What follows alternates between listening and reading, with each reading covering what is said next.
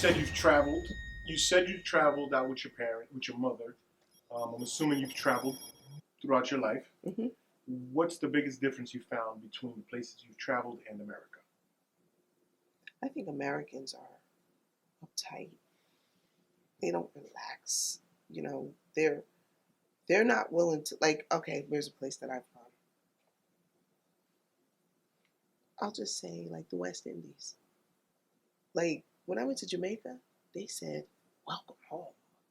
And I was like, wow, they told me welcome home. You know I'm coming from America. When you get off at the airport in America, they don't tell you that. You could be coming from a flight from Africa or the West Indies or wherever you're coming from out of the country. They don't welcome you home.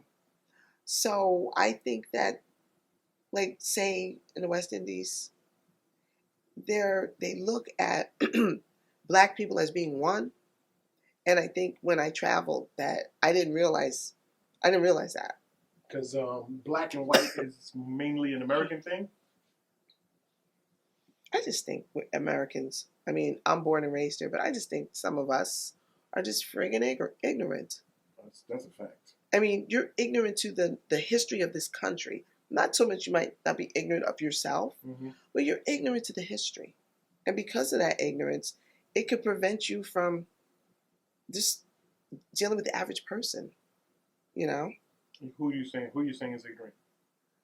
American people. American Sometimes people. we can be very ignorant in our way. Like, America. I forgot the comedian. He said Americans are the only people who will go to another country and look around and say, wow, look at all these foreigners. See what I'm saying? You know what I'm saying? Yes. See what I mean? All right. Do you have any current goals, personal or professional? Yes. Presently, I'm back in school because I want to leave I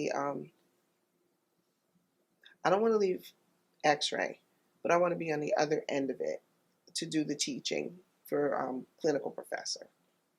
Okay. So what other goal do I have? My other goal is to become financially well. No worries. No worries. I want to be able to just get to the point where, hey, you know what? I want to do this and do it without saying, let me pay that bill first. And It's a good goal. Yeah. How important is exercise and health? Absolutely very important. Very important. How do you implement it? Walking. I was roller skating, but because of COVID, that just kind of slashed down a little bit. You know, I bought brand new skates and, you know, I was going to start skating with my husband, but COVID just put a dent in a lot of that kind of activity. But walking. Okay. Dancing, you know, we would go to this place where they play house music, and it was once a month on Saturdays. Just go there and dance. You know, dancing is really, really good for the aerobic exercise. Okay. Can you share a moment in your life where you were truly happy, even just for a moment? Describe the situation. There's been so many. How do I start? One. When my son was born.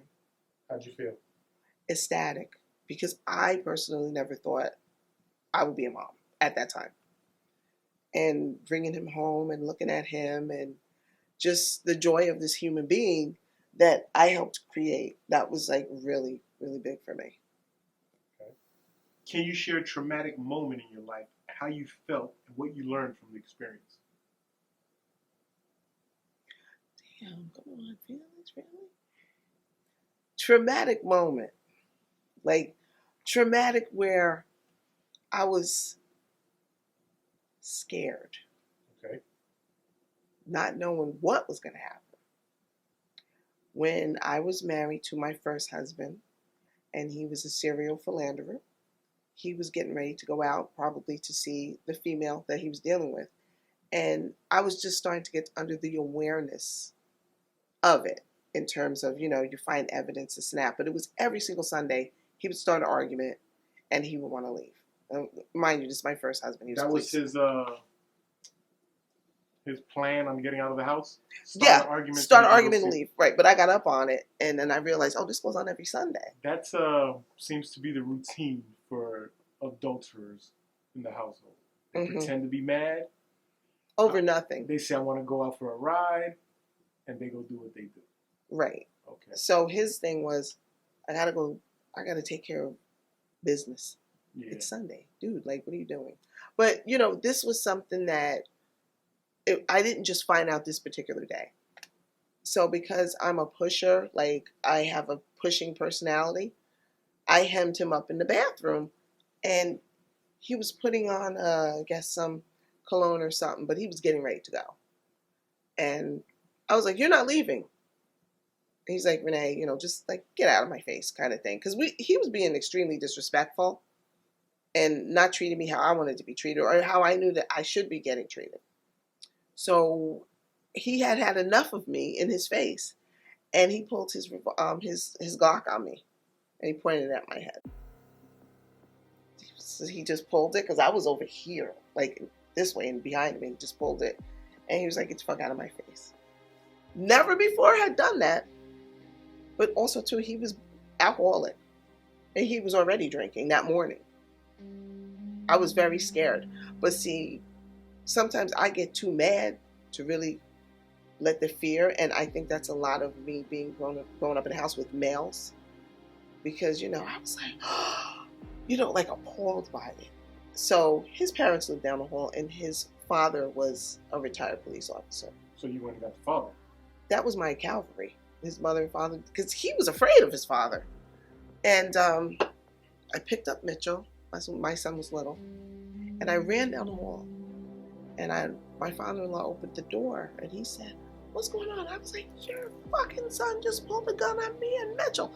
He didn't pull a gun on Mitchell, but I gotta blow this up so big. Throw some adobo in there, good. He took his gun, because he used to always have his gun like underneath the couch pillow, and he took his gun and put his revolver in his pocket and ran down the hall. So you took up arms to go against your own son. So my first husband, he hadn't left yet, because if he would have left, and this he wouldn't have ran into him. So his mother said, "Stay down here, let them talk it out." But that was probably the scariest, because I've never had a gun like here. So that was traumatic for me. So what's the conversation after that? Like, do you go to bed that night together? How does that work? He stayed down at his parents' house. He said he was sorry. He never was going to pull anything. He just wanted me to get out of his face. That was his mantra. That was what he said. And okay. You accepted it. I accepted it. I was getting away from him mentally, but this was the things that was breaking me away. Like, I got to divorce you. We're getting a divorce. I don't know when. Headed in the wrong direction. But we're getting a divorce, yeah. Wow. Well, this is a good question then. How important is mental health and speaking to a therapist? Have you ever spoken to someone? I tried to talk to a therapist, but it didn't work. Maybe it was the wrong therapist. A lot of people say that. They say therapy is like, I forgot what was the analogy, but yeah, you have to find somebody that fits you, because you still need them, clearly, if you're going through traumatic experiences. But if that person might just not be the person to ask you the right questions, or people are not always going to click. Right. So, okay. Because she was more or less like time management. And I'm like, wait a minute, I'm telling you, I'm having a problem in the house with my husband, and he's cheating, and he's acting the fool, and it's driving me crazy. I'm in school for x-ray, can't concentrate. Maybe you need to do time management. That was her suggestion. Budget the time better on which they put guns in your face. Wow. So I just, you know what? That's when I hunkered myself down with Christ. And that's when my faith, I started going to church, because, my in-laws were going to church with me and my son. My first husband wasn't going at all, because he didn't have any faith in that area. So I hunkered down with that, and that just gave me strength, and just to look at the realities. And I'm like... So you found Jesus as your therapist? Well, I always believed in God, because I come from that. But it was more or less like I have to pray to make myself right, to make me look at what's not working and have the courage to leave. Because when I was married the first time, it was an economic situation. And he was working, he was paying all the bills. And, I was going to school. Mitchell was little. And then when I wanted to kind of just like say, okay, I'm going to do this full-time school, his mother started to pay because she came from an abusive situation with his dad. And she told me, she says, I never want you to get caught in an economic situation where you have to depend on somebody because you don't have the finances to do it for you. So then I was like, I don't care. A bomb could go off in this place. I don't care what you do. You see as many women as you want, but I'm going to finish school. And the day I finish school and I get my diploma in my hand, I will be looking to leave your ass. And that's what I did. So, if you see somebody going through something, you will tell them to pray on it? Because your experience with therapy didn't. I would ask them what's the level of it. See, because for me, there was no physical violence. It was a lot of mental terrorism. Okay. So at the time, I endured that because I just focused in on school. I said, I don't care how many women you with. Me and you, we're finished. I'm going to stay here because if I leave and I say I would have went home to Jersey to my dad, or if I leave and I try to hustle to pay for an apartment or whatever, it's not going to work. So I'm going to stay in this situation and get my schooling. And once I get mine, I'm done. So if it was someone else, I would have to say, look at your situation and where you're at. Because sometimes you have to, it may not be about getting on your knees. That was my choice. Yeah. But at least evaluate your situation. Are you happy? Do you need to pull up from that and get out?